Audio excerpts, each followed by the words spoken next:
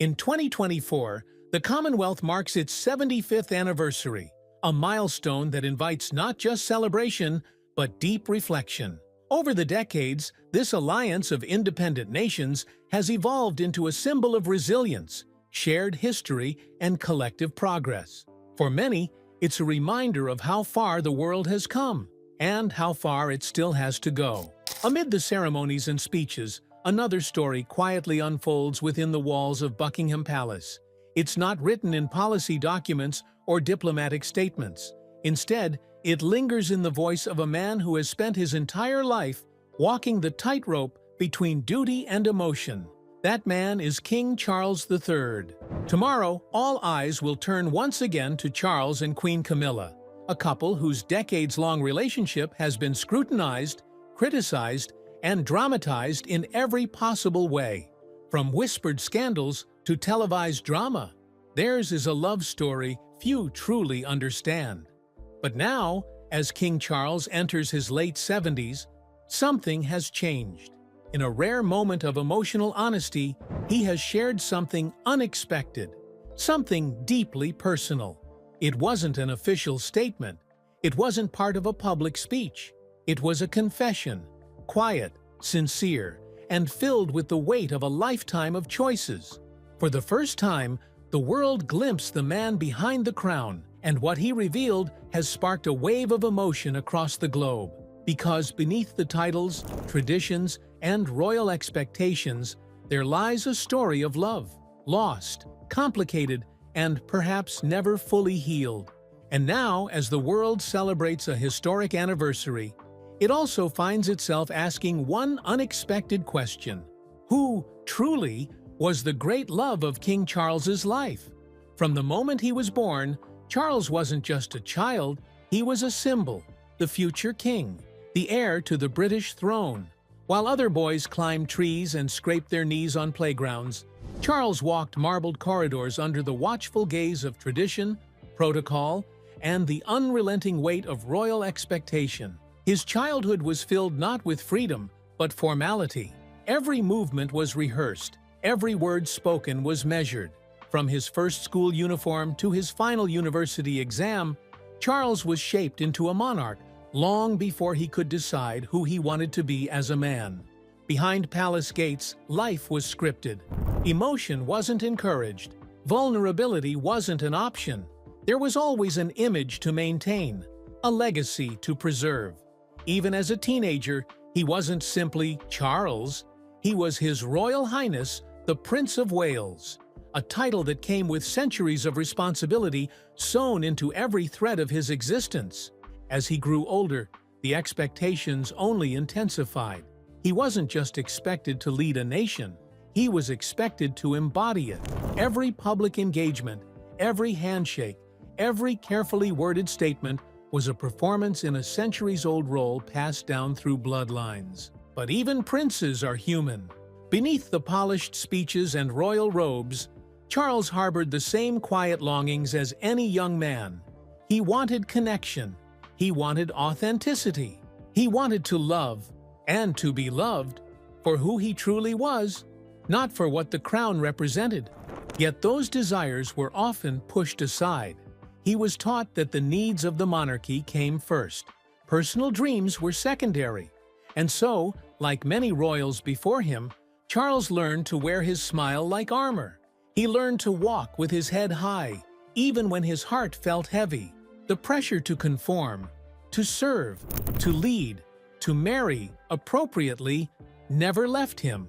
And with each passing year, the distance between who he was and who he had to be grew wider.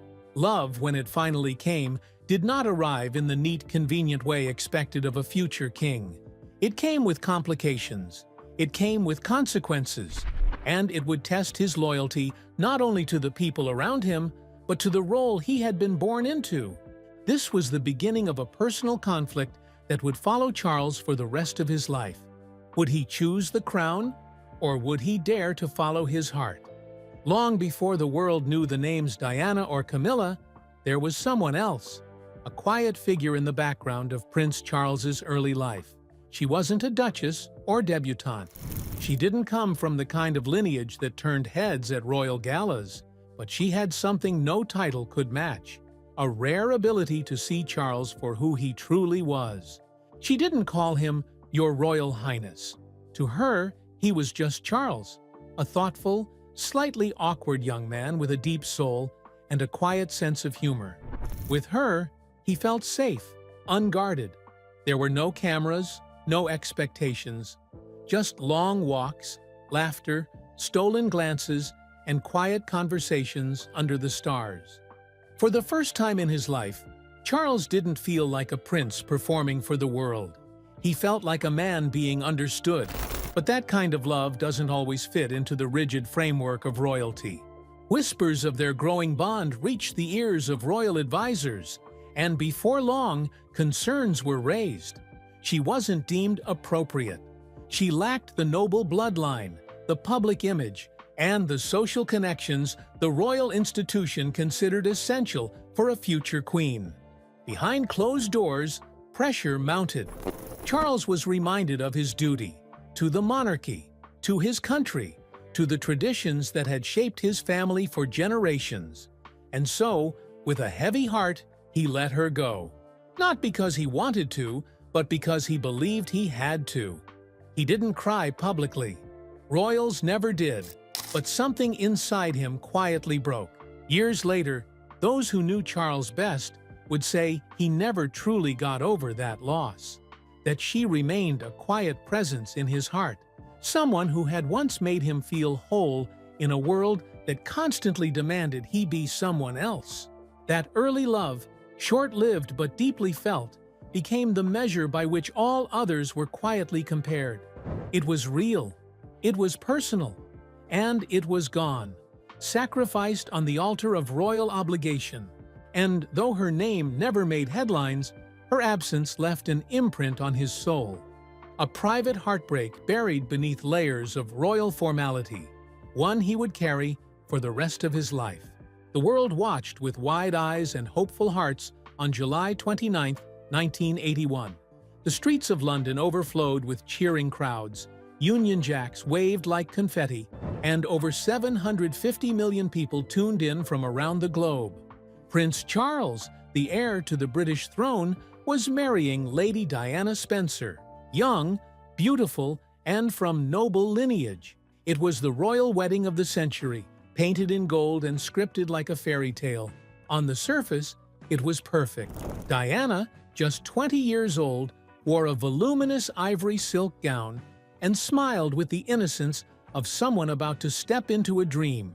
Charles stood beside her in full military regalia, every inch the future king. The horse-drawn carriage, the grand cathedral, the endless cheers. It all looked like a beginning fit for storybooks. But behind the pomp and pageantry, the cracks had already begun to form. Their courtship had been short, barely 6 months from engagement to "I do." Charles, under growing pressure to settle down and secure the future of the monarchy, had been nudged toward Diana. She was elegant, charming, and beloved by the public. She ticked all the boxes. On paper, she was the perfect royal bride.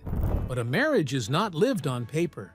Diana entered the royal family wide-eyed and hopeful, expecting a partner in love. Instead, she found a man still haunted by another woman's memory. Charles, though dutiful and respectful, was emotionally distant. He tried to fulfill the role expected of him, but his heart remained elsewhere. From the beginning, they struggled to find common ground. Diana was expressive, empathetic, and emotional. Charles was reserved, thoughtful, and burdened by duty. Where she longed for affection, he offered formality. Where she needed warmth, he provided routine. Still, they carried on. Two young people in vastly different emotional worlds, trying to play the parts written for them by tradition. And though they shared moments of genuine connection, especially with the birth of their sons, William and Harry, there was always a lingering distance, a quiet dissonance that neither could bridge. Diana sensed early on that she was competing with a ghost, a love that had never truly been laid to rest. The royal family hoped that time would smooth the edges, that appearances would win out over emotion. But behind palace walls, the fairy tale quietly unraveled. While cameras captured smiles and hand waves, Diana was beginning to feel more alone than ever. And Charles, ever the dutiful prince, continued to fulfill his obligations while his heart remained locked away in a chapter he wasn't allowed to revisit. This wasn't a marriage built on love. It was built on expectation, lineage, and legacy. And no amount of royal ceremony could fix what was missing. From the outside, the Prince and Princess of Wales seemed like royalty at its finest. Elegant, composed, and always in step with tradition. But inside the palace walls, their marriage was becoming increasingly fragile. Charles and Diana were two very different people, bound by a shared title, but drifting emotionally further apart. Diana, young and emotionally open, longed for affection and reassurance. She wore her heart on her sleeve and craved a connection that was deep and sincere. Charles, raised in a world that rarely allowed for emotional vulnerability, often responded with distance and detachment. They didn't speak the same emotional language. Diana expressed her pain. Charles concealed his. She needed a partner. He was still wrestling with a past love he had never truly let go. As Diana's popularity soared with the public, her warmth, compassion, and natural charm captivating the world, Charles felt increasingly overshadowed. While she bloomed under the public spotlight, he withdrew further into himself. The attention Diana received wasn't just adoration. It was a constant reminder that she had become the more beloved royal, a role he had once thought was his alone. But the deepest wound in their marriage wasn't the public attention. It was the presence of another woman, Camilla Parker Bowles.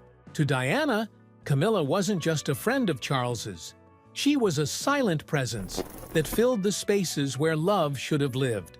The late-night phone calls, the guarded looks, the inside jokes that Diana was never part of. They all pointed to a connection that ran deeper than friendship. Diana confronted Charles more than once about Camilla. Each time she was met with denial or silence. And each time, her sense of isolation grew. She wasn't imagining it. She felt it. She saw it. And over time, it began to break her spirit. The emotional gap between them became a chasm. While they continued their royal duties, charity appearances, foreign tours, state dinners, their private life became one of strained conversations, awkward silences, and unspoken resentments. Diana's pain was not just personal, it was institutional. She was expected to smile, wave, and play the role of the perfect princess. Charles, meanwhile, tried to balance public duty with private longing, never fully addressing the damage being done. The love story that had once captured the world was now unraveling behind velvet curtains and gilded gates. And the real tragedy wasn't that they had fallen out of love, it's that they may never have been fully allowed to love in the first place. Long before Diana entered the royal stage, Camilla Shand had already captured Charles's heart.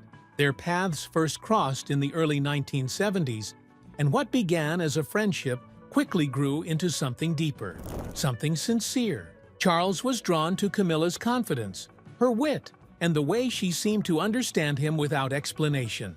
With her, he didn't need to pretend. He didn't have to perform. Camilla saw beyond the polished public figure and connected with the man behind the crown. Their connection was easy, natural, undeniable. But Camilla wasn't what the royal institution had in mind. The expectations surrounding Charles's future bride were strict and unforgiving. She had to be young, of noble blood, untarnished by previous relationships, and ready to mold herself into the ideal queen-to-be. Camilla, already in a relationship and lacking the aristocratic lineage expected by the monarchy, didn't meet those standards. Behind closed doors, pressures mounted. Advisors and senior royals nudged Charles toward more suitable prospects. And so, out of obligation, not desire, Charles stepped away from the woman he truly loved. Camilla went on to marry Andrew Parker Bowles. Charles would later marry Lady Diana Spencer. But despite the weddings, the titles, and the carefully curated royal appearances, something between Charles and Camilla never really ended. They stayed in touch, quietly, carefully. Camilla remained in the background, not as a rival to Diana, but as someone who had once held Charles's heart and never truly let it go. As tensions in Charles's marriage to Diana deepened, Camilla became his emotional anchor.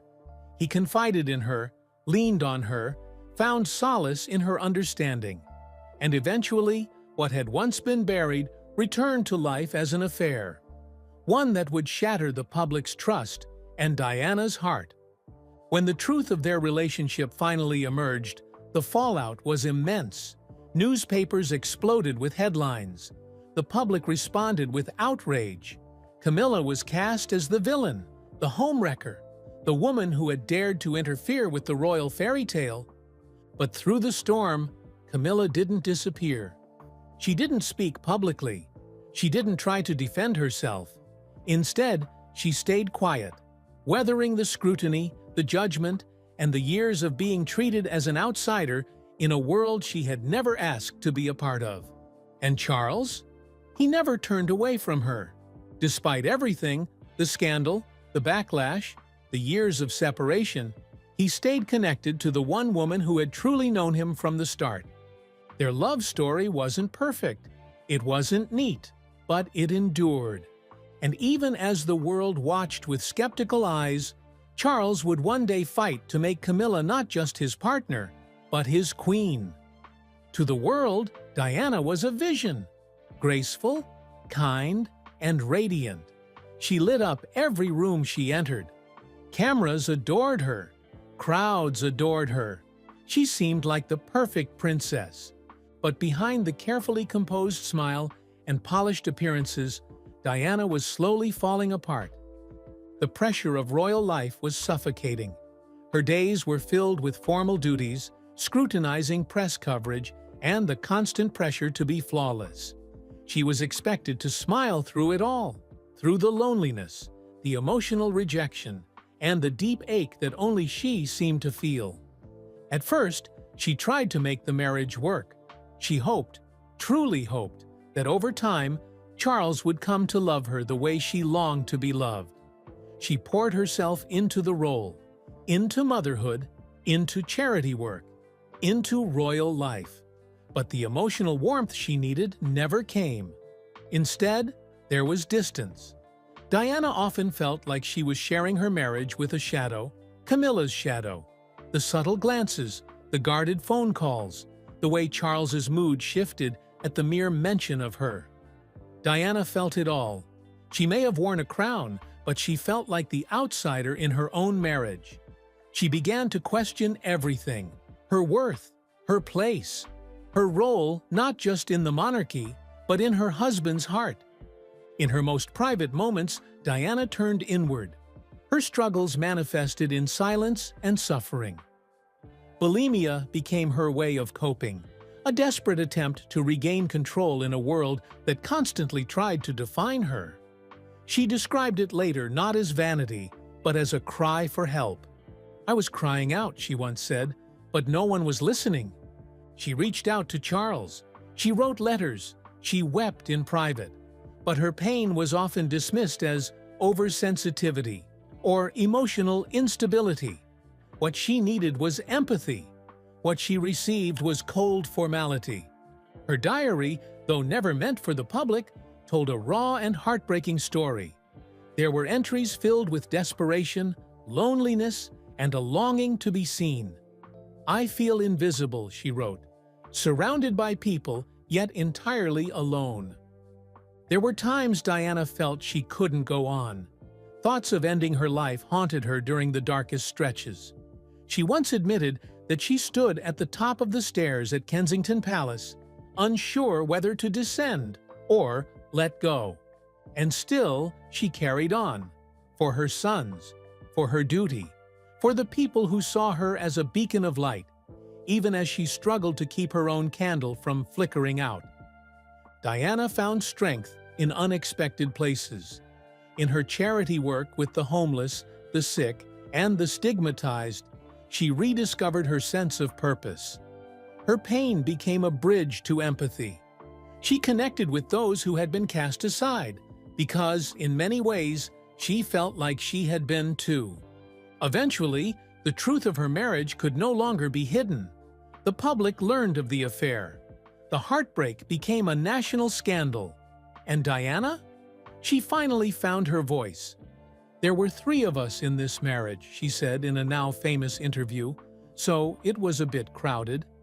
It was the moment the world realized that the fairy tale was never real, that behind the pearls and palaces was a woman fighting to survive. And somehow, through the chaos, Diana did more than survive. She became a symbol of vulnerability, of strength, of what it means to be human in a world that demanded perfection. By the early 1990s, the truth behind the royal facade was no longer hidden. The once celebrated union between Prince Charles and Princess Diana had unraveled beyond repair. Their separation was officially announced in 1992. Still, for several years, there remained speculation, whispers of reconciliation, of saving face for the monarchy. But the emotional chasm between them had grown too wide. In 1996, after 15 years of marriage, Diana and Charles finalized their divorce. The headlines were filled with heartbreak, but for Diana, it was also a step toward reclaiming her identity. She was no longer Her Royal Highness, but she was still the Princess of Wales. More importantly, she was now free to live her life on her own terms.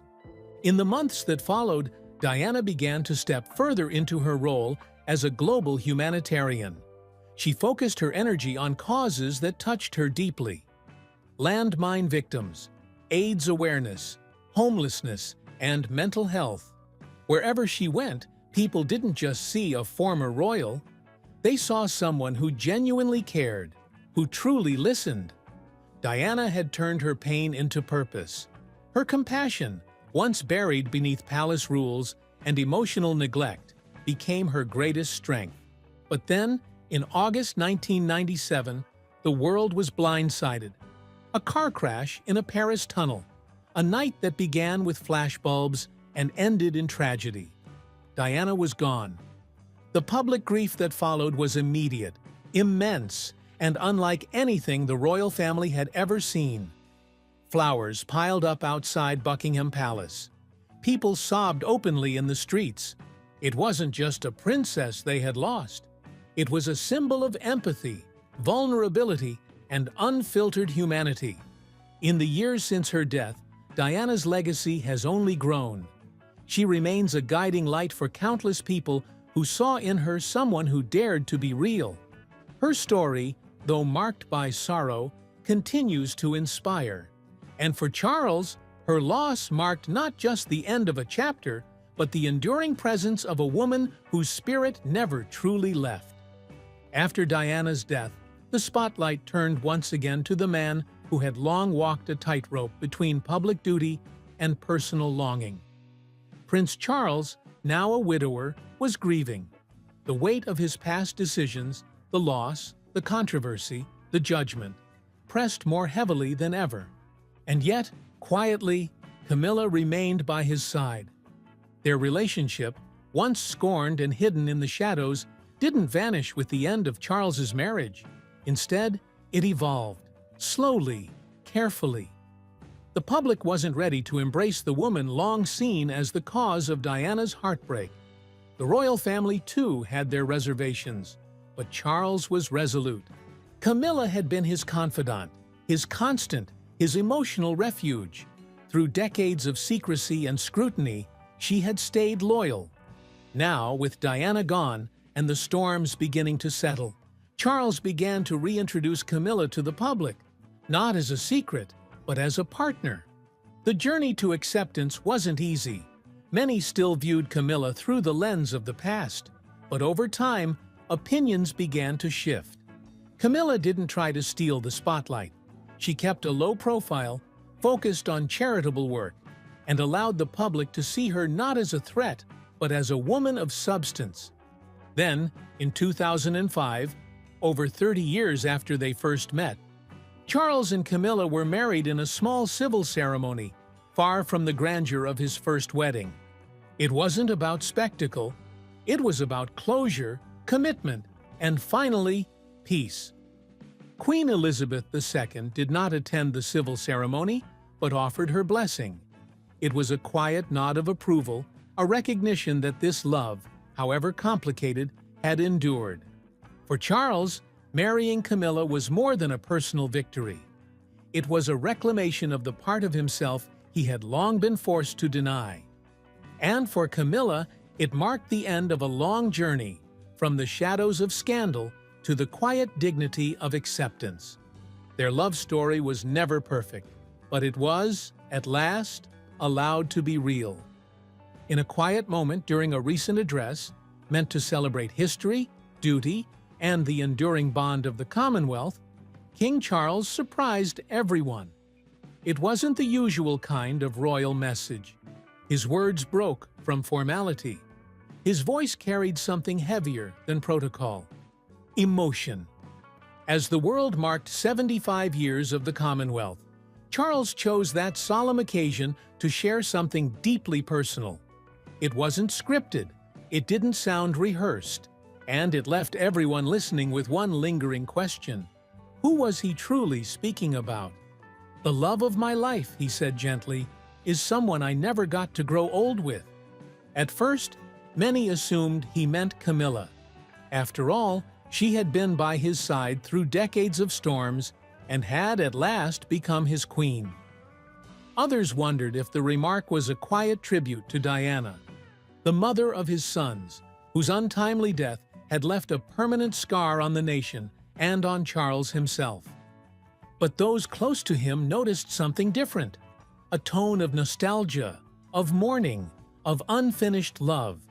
It didn't feel like a reference to someone present. It felt like a goodbye to someone long gone. Speculation quickly followed. Was he referring to an early love? A woman the world had never truly known? Someone from before the cameras, before the scandals, before the crown made choices for him? Whatever the truth, Charles' confession felt real and rare. It wasn't spoken from the throne. It was spoken from the heart, a heart still carrying the weight of what might have been. It reminded the world that even kings, even those born into immense privilege, carry regrets. He didn't name names, he didn't need to. The words were enough, and in those few quiet seconds, the man once groomed to rule revealed something more powerful than royal decree. He revealed longing, love, loss, and a truth that had lived silently inside him for decades. It wasn't an announcement, it wasn't royal news, it was a confession. And it left the world wondering, behind the crown, who was Charles really mourning? And what did it cost him to never say her name? As King Charles spoke those quiet, piercing words about a love that never had the chance to grow old, the world was left not only curious, but deeply moved. Because for the first time, the man once seen as guarded and bound by duty allowed the world a glimpse into something unspoken: regret. Not the public kind, shaped by scandal or politics, but the private kind that lingers for years, maybe a lifetime.